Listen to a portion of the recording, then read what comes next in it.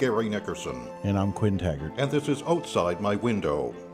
Initiated in 1997, the Nova Scotia International Student Program is a joint venture of the 7 English-speaking regional centres for education and the Department of Education and Early Childhood Development. The NSISP provides students from over 30 countries with education programs and the opportunity to learn our language and culture. Now, acceptance to the program is based on school performance, adaptability, English language ability, and good health. After the students apply to study in Nova Scotia, the NSISP reviews applications and, if accepted, assigns them to one of the regional centres for education. The Regional Centre for Education places the student in one of their participating schools. The availability of a suitable homestay placement in the region often determines the choice of school. We're chatting with Derek Lesser. He's teacher, Yarmouth Town Council, and a director of the International Services for the NSISP. Welcome back to the podcast, Derek. Thanks, Gary and Quinn. So, what are your responsibilities as a director of the NSISP? So this is a job that I actually started at very quickly into COVID. I think it was, COVID for us, we had lockdown in March of 2020. And then I got the position, I think, in around May, but officially started at the end of the school year, so like in July. And it was a huge learning curve. I mean, I've been involved in the program from hosting. My wife has worked in the program as a homestay coordinator, and I've helped out with that as well. And I had an opportunity a few years ago to go to Mexico as part of the program. Teachers can apply to do that as well. And so I've always had a real interest in it. And the opportunity came up to apply, and didn't think I was going to get it, but was, when I got it, I kind of realized quickly what a nice change. And I like being a vice principal, but it was, I think it was time for a change, not just for me, but I think schools need change as well in leadership.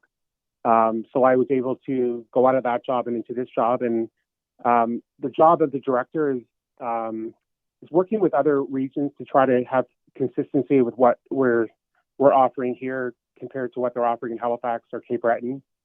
Like budgeting, those kind of things. Most of a lot of the nitty gritty stuff, it would be something like Shelley does a lot of the placements, like she's written the letters and placing them and working with and supervising the homestay coordinators. And I'm kind of more on the finance, HR side, I guess. But I guess it's kind of how we make it. And I think Shelley and I work really well together, and we kind of split it up a bit because I want to see the students. I don't want it to be just an office job, which, I think it could be. You could probably sit in the office and spend the day on the computer, but I really enjoy the students and want to get out and see the students as well. So the job may not sound as great as it is, but, having a good partner to work with, we are able to, I can make it a little bit better than just being in the office all day and get out and see the students. And it's a dream job, really. So you mentioned that you're more in on the finance side of things. So how is the program funded? Is it strictly government? No. So actually, the program, the students pay they pay a tuition and a homestay fee when they come. So a student in their country would meet with an agent. The agent reaches out to anywhere in the world they want. And in this case, their agents would have reached out to the Nova Scotia International Student Program. They fill in an application. The Nova Scotia International Student Program, which is run out of Truro, they'll look at the application, and if they're happy with it, they'll send it off to one of the regions. So in this case, Hannah and Olga both came to us. And so they paid a tuition to go to school, and they pay a homestay fee. And then they would pay, the agent makes their portion as well. But what it actually does for the economy is there are extra students in school.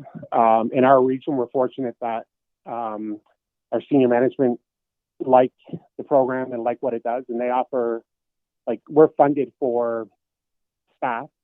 So if we have 25 students, we'll stay at a school. And if that's the ratio, if it's 1 to 25 for teachers, the school actually gets an additional teacher for that. Plus, the school gets a stipend every month for each student, so they get extra money they can put into sports or any of their programs. So that's a positive. And then host families get $650 at this point a month, which helps, cover the cost of hosting and that type of thing. And then beyond that, the finances, they come with, they're out buying, like most of the kids have gone out and bought winter gear. They're shopping. They're at, most weekends they're at one of the local restaurants or the theater, and with COVID lifting, there's more activities they're going to be able to do. So it's actually not funded by the government as much as it has, they actually help fund the program is funded by the students and their families. So it's a huge benefit to our education system. And I know I'm talking in a financial terms, but the benefit of the program really is that 20 years ago, well, actually, it's been here for 25 years now. So 30 years ago, I guess, if you were in a classroom and you were studying World War II and talking about Germany, you wouldn't have anybody in your class that's from Germany. Or if you're talking about like the Korean conflict, you wouldn't have anybody from Korea. But now with the international student program, you get to hear a perspective that you wouldn't normally hear, which I think is what the world needs to have. We need to hear, two people can have two different opinions on things and both can be right. And I think this allows that conversation to happen. So it was kind of like, it was born out of the idea that we live in small town Nova Scotia and we don't really have that culture.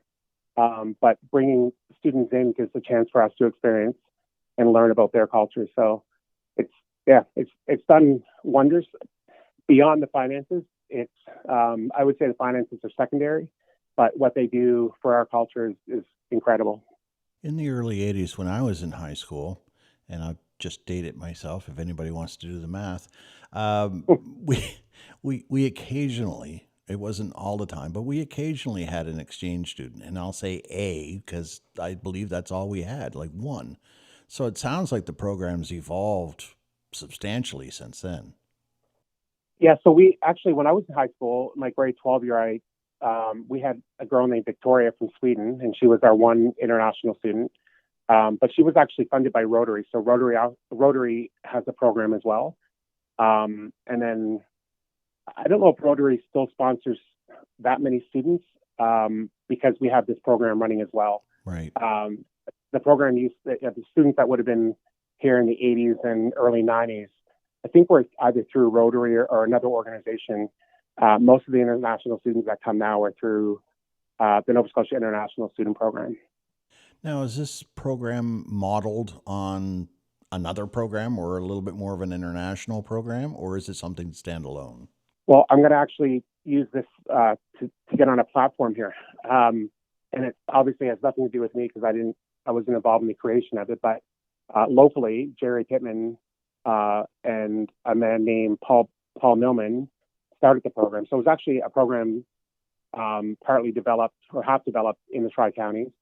But I would say it's the opposite of us following a program. I think most programs in the country try to model what we're doing here.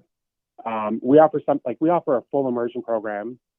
I know you mentioned earlier, we've talked about it, I guess, off here, and the students will sometimes call their parents at home, and we encourage that. But as time moves on, we've now told the students, let's have less contact at home, because if you're speaking your natural language, it's not a full immersion program. So we offer a full immersion program, but we offer it in a home, where a lot of other programs, they have boarding schools and those kind of accommodations. So our program is very unique in the sense that we offer the full family experience. So you can actually, I would say every Nova Scotia international student that leaves here feels that they're Nova Scotian and Canadian, versus if you were to go to a more institutionalized program, I think you just feel like you're part of a boarding school. So I think the other programs are trying to model what we're doing, and I'm saying that I was not involved in the creation of it, but locally Jerry Pittman was, and I think they set up a program that other areas are looking at trying to follow. And with the pandemic, we weren't operating, and some jurisdictions were. And I think, I think a lot of people appreciated the fact that we took student safety first, and we considered, is it worth opening? And we did it, I think, the right way, and opening when it was safe to open. The students have all arrived here fully vaccinated. They had testing. They had an isolation period when they arrived, and it's been a very safe experience for our students. And they're arriving at a time where restrictions are being lifted, so they're going to, they're really going to be able to experience the full Nova Scotia experience. Is the curriculum the standard curriculum in school, or are they on a modified curriculum? No, so they do exactly the courses that Canadians would do. In fact, some schools used to, I think, I only say used to because I think there might still be some programs that offer it, but an EAL program or ESL, like in English as a second language, for international students. But we don't do that because our goal is that having a student sit in a classroom all day, listening to English, is going to get them to a point where they can start understanding it and start speaking it. And the two girls that are joining us today have very good English coming here, but we do have some students that come here with next to no English. We have one student here now that can say hi and bye, but beyond that, nothing else. But I know when they leave in June, they're going to be speaking English, understanding it English. So they, it's challenging. If you know English when you come here, you can do the courses. In fact, a lot of our international students end up with some of the highest marks in our courses.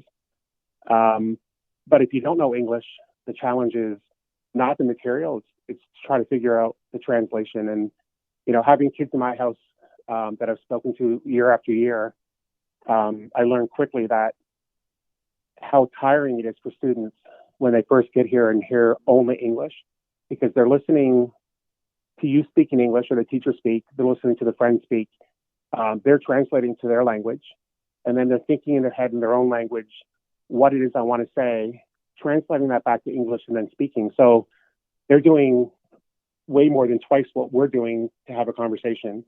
So at the end of the day, when students arrive home, and I think that applies to every student that comes here, they're ready for bed. Within the first couple of weeks, they're very tired. And as time moves on, I would say the majority of students that I've had at my house, I love that moment when they have, and I talk about it often, is that they get to a point where they start thinking in English, so they don't have to translate. And we tell students that often, like within the program, you will get to a point where you start thinking in English, and they don't believe us at first, but it happens. I mean, occasionally you might have a student that might not get there in a semester, but when it happens, they're amazed by it, that they're no longer translating, and it's a lot easier for them to have conversations with people. And I don't think that goes away, because former students that I still talk to through video chat or phone calls that aren't speaking English on a daily basis, or even sometimes years at a time, automatically can switch back and they don't have to translate. Like once you've got that skill, I think it's there for life. So it's interesting, but the courses they do are exactly what our Canadian students do. So for the international students that would graduate, through our school system, is that internationally recognized? Is that high school diploma going to be good credit all the way around? Yeah, it is. I mean, some students come, depending on the country, some come for the language experience, but most of them bring the credits back with them. So it's important.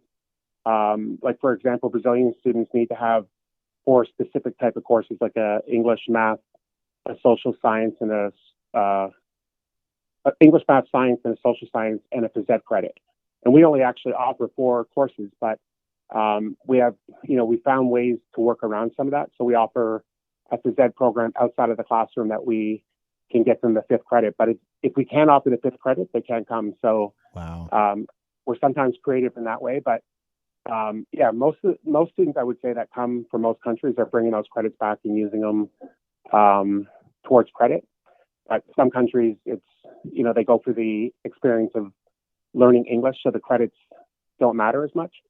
But as far as Um, as far as them actually counting, I would say I don't know what percentage, but a lot of them actually stay here and finish school, and then we have a partnership with the universities that there's a really easy pathway from our high schools into our Nova Scotia universities. So we're like we have there's a number of students right now that are still living in the province, going to school or now working and applying to be Canadian citizens because they love the experience. They've stayed, they've gone to school, and it's a common thing to see our students stay in Nova Scotia once they come, and sometimes they never leave, so they eventually become Canadian, and you know, invite their family to come visit. And actually, in one case that we have in the Tri-Counties, a former student ended up coming back, becoming Canadian, and now she's a host mother. So it's it's a neat experience to watch. Well, that must be a testament to the program. Yeah, I would. Yeah, for sure. I mean, she went here and she didn't actually meet her husband, or they didn't. I guess they weren't dating in high school, but she got to know him. But then they connected afterwards, and they ended up getting married. And she's back. She's here now, and she's hosting. And it's good because she can speak Spanish. She's from Colombia, and we've used that some. Like we've been on trips before that. She's helped supervise that. If we have somebody who's a Spanish speaker that's not understanding something, she's able to jump in. Or if we hear students speaking their natural language, we always tell them to stop because it's an immersion program. But we've had some kids try to hide it some, and sometimes you can't really hear it. But a Spanish speaker can always find another Spanish speaker. So, I was standing at an activity one time that she was at, and two girls were talking, didn't even realize they were speaking Spanish, and she jumped right in Spanish and told them, if you don't stop, you'll be going, the activity is not going to be for you, type of thing. So we're tough on them sometimes because their parents are paying good money for them to have the experience and to learn English. So it's tough love, I guess, because our goals are for them to really learn the language and the culture. In the 80s, I took French immersion at University of St. Anne for a summer. And it was very much like that. I mean, certainly you're doing an immersion program, so it's French, French, French. You don't do anything English. We weren't even allowed to listen to English music or anything along that line. And the availability of French music on vinyl at that point was slim. But I remember at the end when we were done and we were allowed to speak English again, there was another gentleman that was there, and his English was actually so bad we couldn't understand him. We had him speak French again because we could understand him in French, but we couldn't understand him in English. Well, it is interesting because when they get to a point where they're thinking in English, actually before that, often they'll get to a point where they're saying, they're trying to describe something, or they're talking to their parents at home in their natural language, and they can't think of the word. Like they're so immersed in it that they have to really struggle to think of what that word is in their own language. So, it's neat to watch the language development. And I don't think the programs. I say that because I only know the Tri-Counties and the students I've worked with and seen. I don't think the programs ever failed to get a student to learn English. It's they put their trust in it that it's going to happen, and it seems. I think in all cases, students actually learn the language and culture. Some take a little longer, and some do it very fast, and some come with different skills as well. So, as you've so well elaborated, Derek, this program, I think it's amazing. So can you talk about a couple of things? First of all, the creation of new friendships and how long do they last? Do the students that have come, a few years ago keep in touch with you and Francine and your family and perhaps other students, and talk a bit more about that, sort of the building of bridges and creating just a better understanding of all our different cultures. Yeah. So the question around staying connected, we're connected with all of our former students, and it's interesting because if you want to know what's happening in the world, you can go to CNN and get, as one gentleman in the States refers to as fake news. Sometimes you don't know how much you can believe, but you can hear it directly if you contact those students. And it's one of the most rewarding things is that most students afterwards invite you to go to their country and stay with them, so you get to experience, a week or two with them.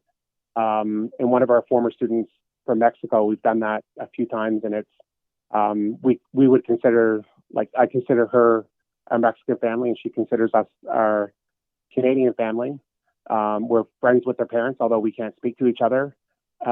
We're really good friends, and yeah, those connections are very strong. But we've also had, and that applies to most students. It depends on what the student wants. Like, some students are here just for the language, and they leave, and they don't have a whole lot of communication after. But that's more of their personality, and I think the majority of students will stay connected throughout their life.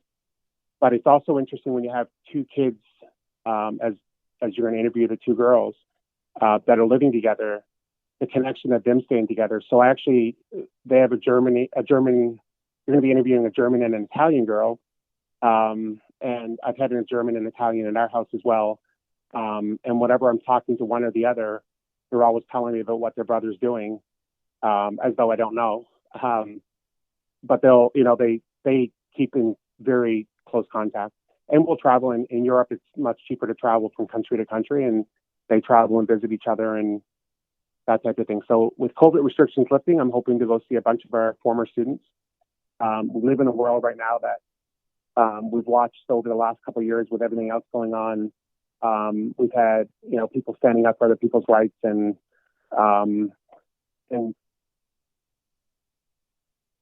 important. And this program creates so much of that.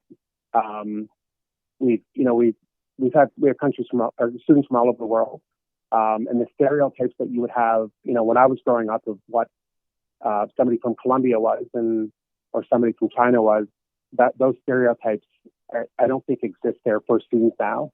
Like, high school students are so used to having international students in their community now that they don't have stereotypes about them.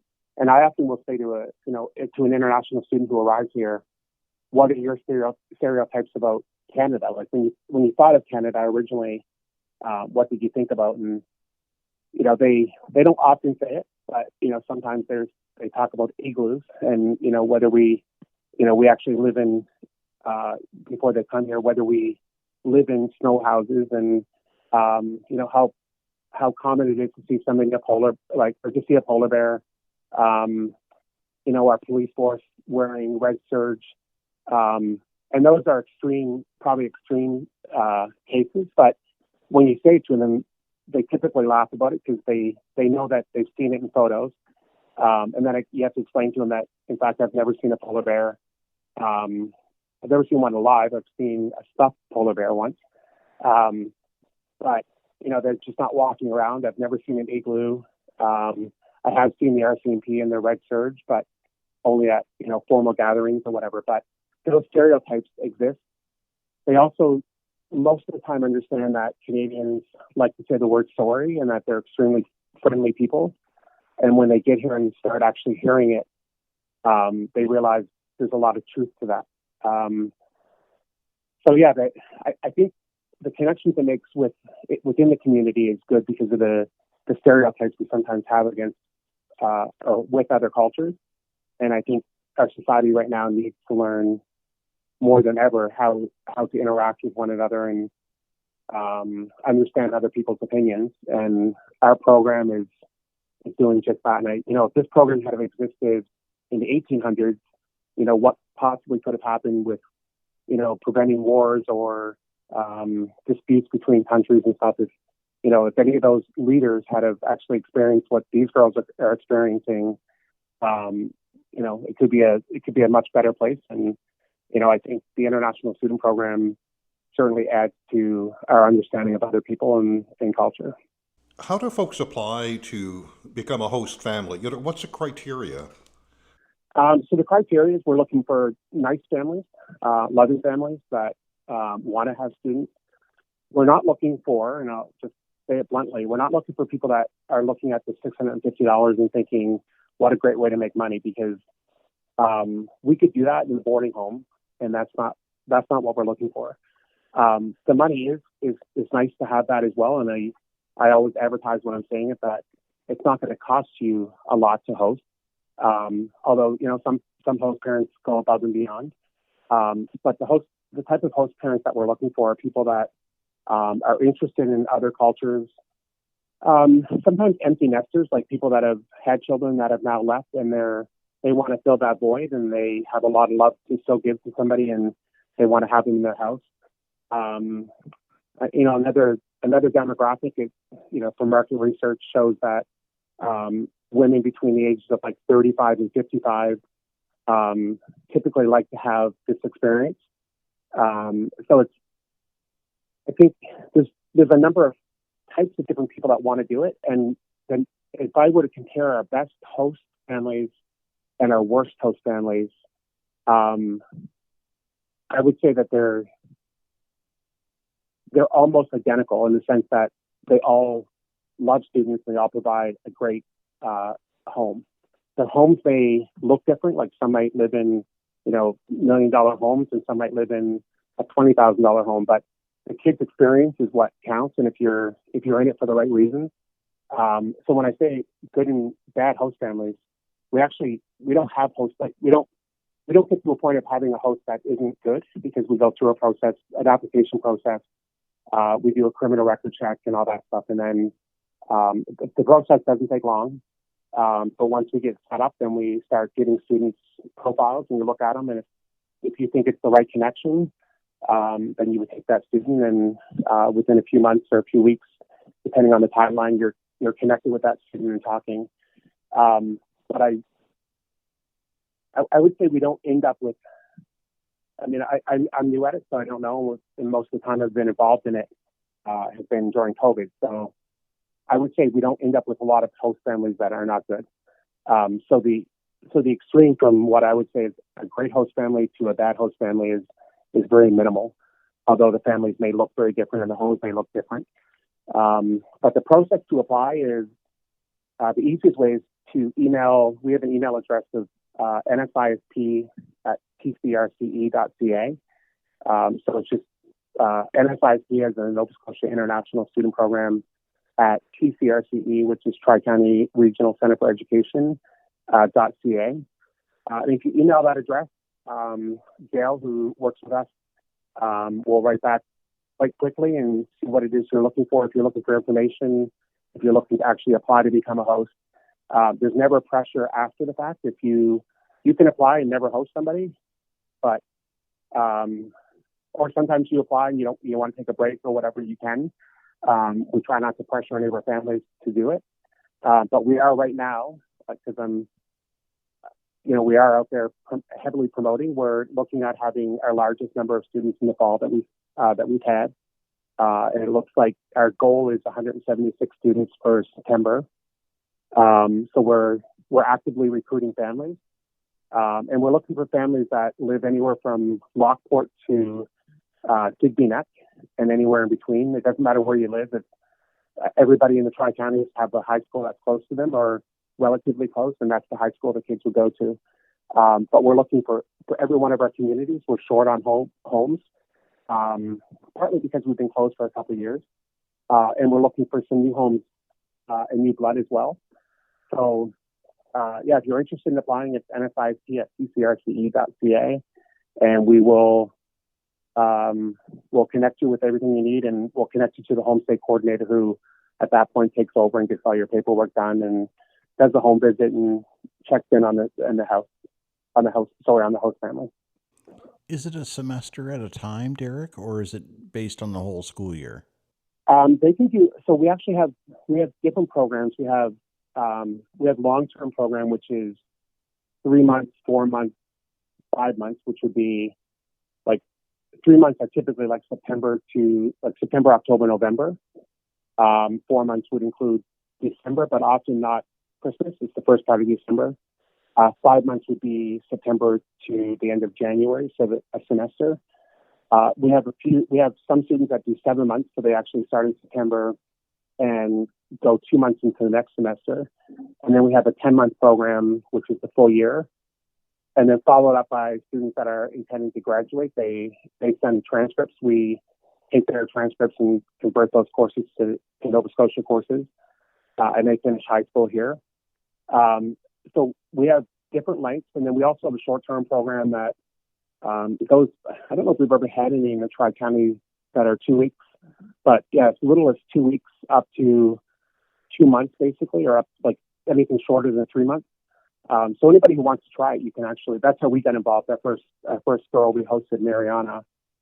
We hosted her for 4 weeks from Colombia, and at that time, our daughter gave up her room, which I don't recommend people do, but she wanted to do it. She gave up a room and she slept downstairs, basically on a cot, because she wanted to have an international student living with us. And then as she got older and our house kind of expanded in room size, we haven't stopped since then.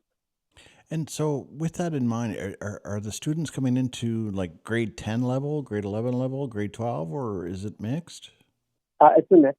I would say grade 10, 11, 12 are probably.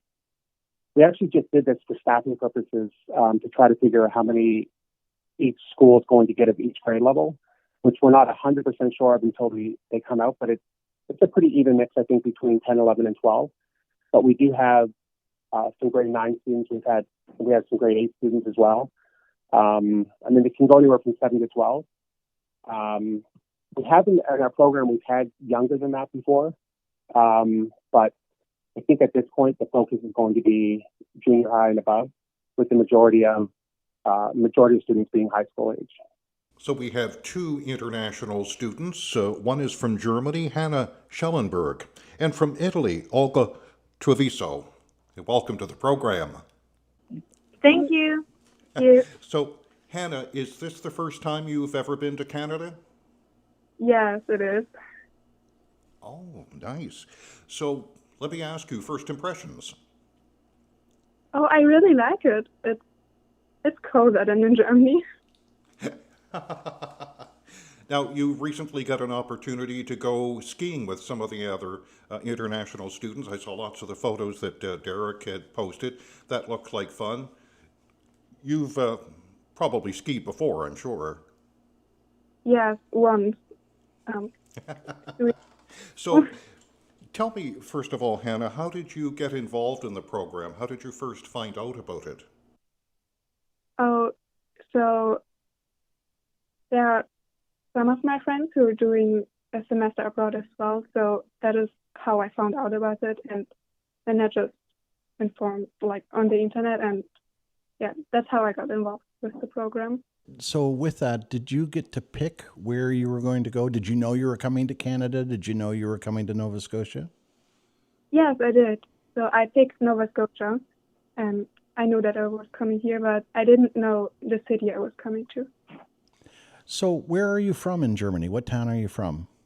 The town is called Gießen. It is near to Frankfurt. Is it similar to Yarmouth in size and demographic? Oh, it's a little bit bigger than Yarmouth.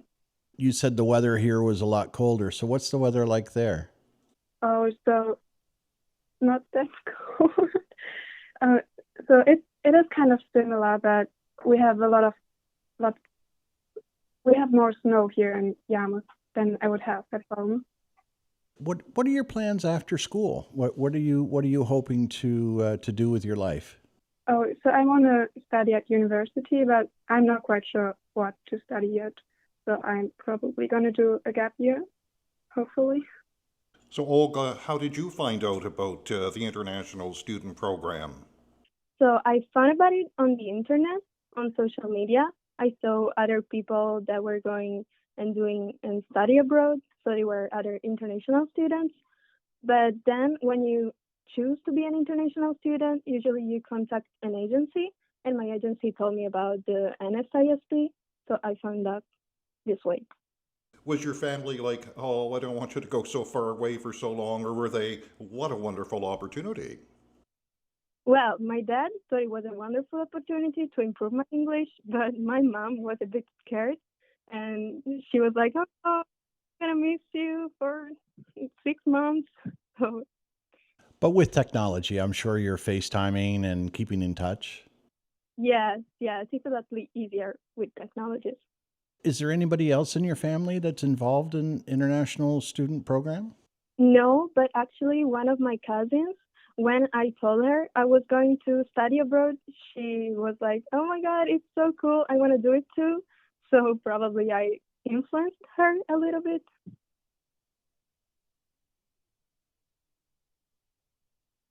Yes, I did. Well, it was actually my first time skiing, but I expected a lot and a worse experience. Actually, it wasn't that bad. I fell once, but only once, so it was good. Oh, that's great. That's great. It's one thing that I've tried skiing once and it didn't work out well for me. So uh, I haven't been back. And Olga, what are you planning on doing once you leave school? Have you decided yet? Well, I will go to university for sure. My parents want me to be a doctor, Of but course they do. I'm scared of blood, so that's probably not a best idea. So are you leaning towards anything in particular? Maybe IT or cooking or what? Um, I like art, so probably something that involves art and something um, artistic, but I don't really know. I'm still a lot undecided. And we're also going to talk with Shelley Mahan, who's a program manager with the NSISP and also a house mom. Shelley, how did you get involved with the program? And in the beginning, did you think it was going to be the way that it ended up being? So originally, I'm actually a teacher for Tri County, and I was involved with international students as a teacher at my school. I taught at St. Mary's Bay Academy in Weymouth, and from there, I really started to like and meet quite a few students from around the world. And we had a student that actually needed a host mom, and I stepped up and took her. So that was my first experience. This is my first time to have two girls that have got along as well as these two have. They really have become sisters, I will truthfully say, in many ways.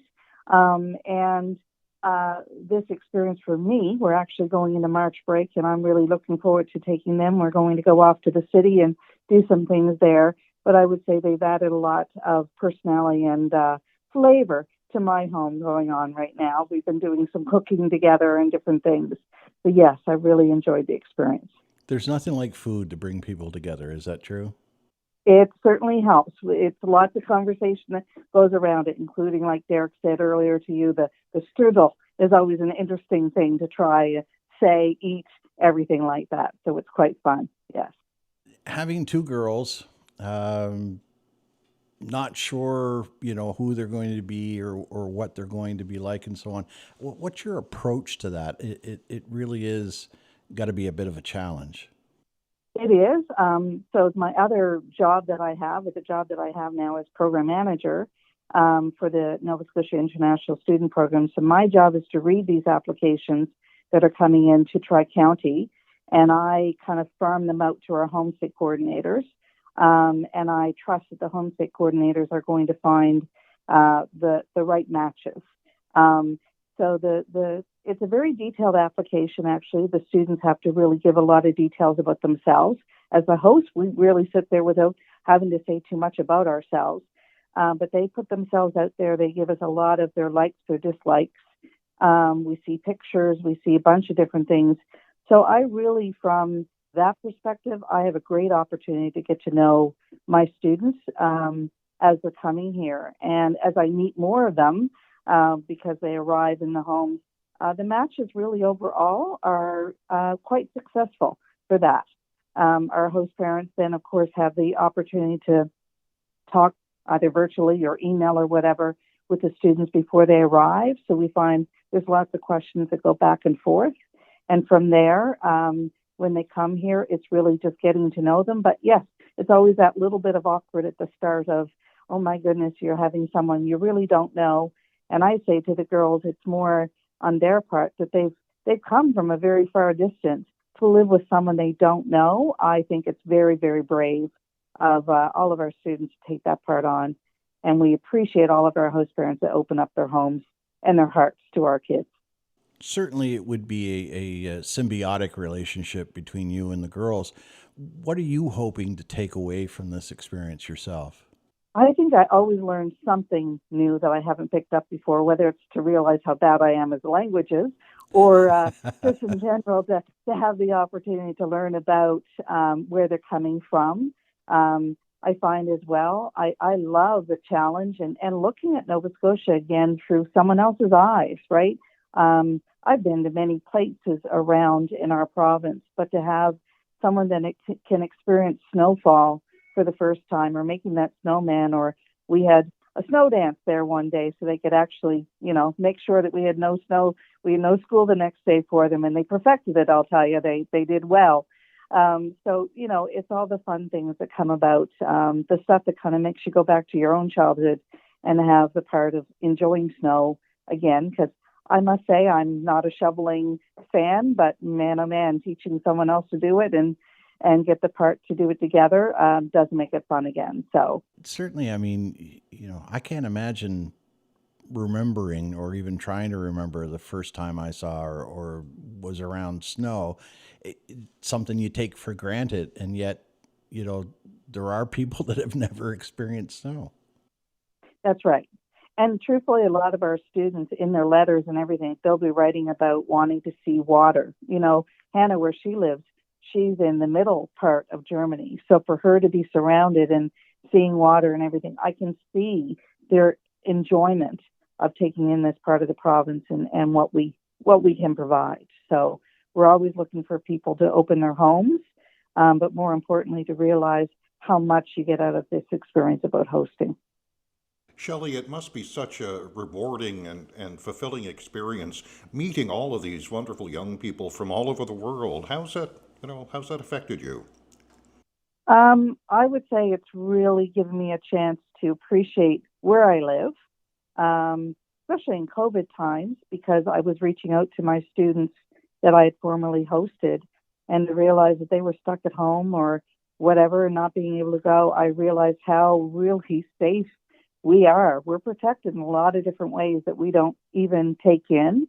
And then I think as well to have the opportunity to really get to learn a lot about my students and their families and get to share experiences together, I think is a wonderful opportunity.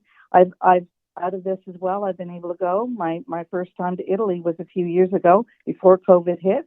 And it was with a former student that I had hosted. Her family had opened up their home to me to go and experience and be there for a couple of weeks and to be immersed in another language that, again, I don't have the tongue for, but I'm trying, is definitely something really fun to be a part of.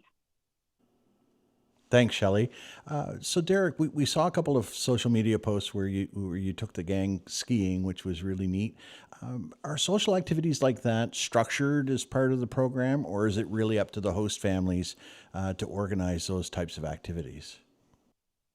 Yeah, so our program, our goal is to offer our students at least one activity, some kind of a cultural activity every month. And our homestay coordinators are actually the experts on that. They kind of decide what the activity is going to be. They just work together last week and this week. Actually, on March break, there's another group of students going. So half of our students went this week, and half of the students are going to go next week skiing. But they work together and try to arrange that.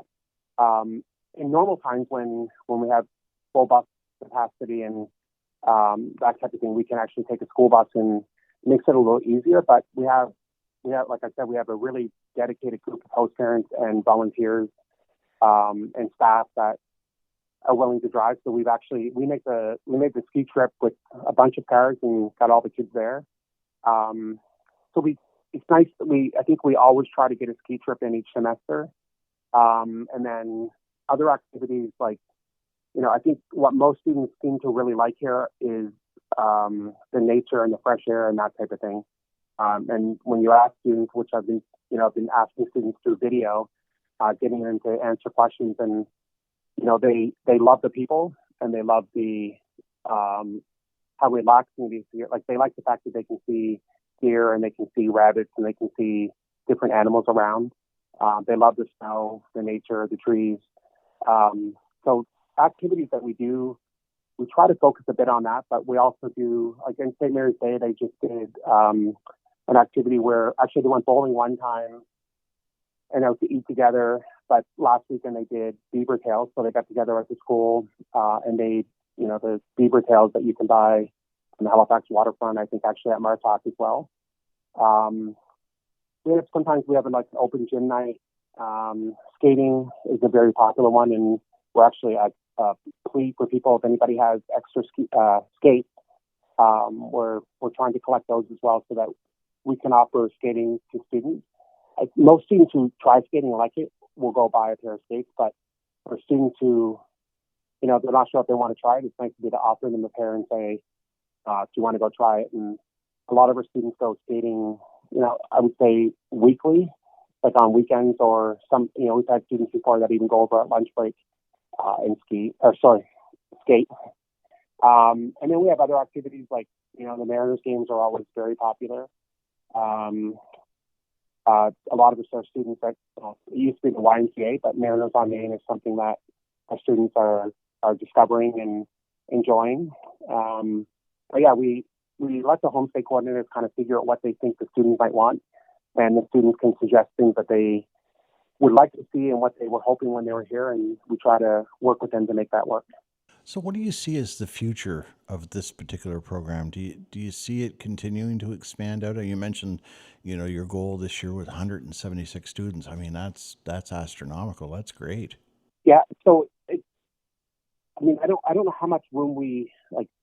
That's a lot of students, and some of our schools have a lot of space, and some schools wouldn't have as much space. So some areas, some communities we can grow in.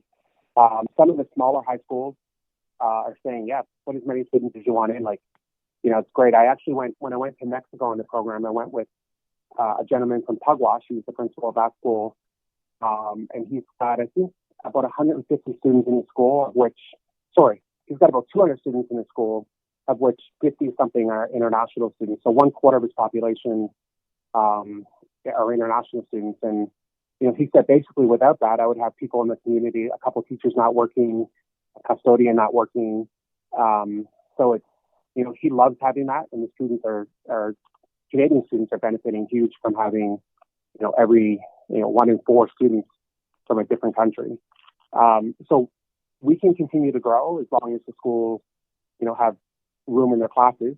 But I think beyond just growing the program, there's other parts that we want to, we want to have as many host families or people have the opportunity to host, to at least try it once and see if they like it. And we also offer, we offer other programs as well. Like we do take international teachers that are in training, and they can come here for a short period of time and do some of the practicum. So there's other areas that we want to grow in as well. But, I think 176 is a really solid number for the Tri-County. And that's what we set our goal with when we opened back up after COVID that there's a waiting list for the last 2 years to get into the program. And the students that have come this semester, we did a soft opening this semester and it only took a few. We took 40 something in our area.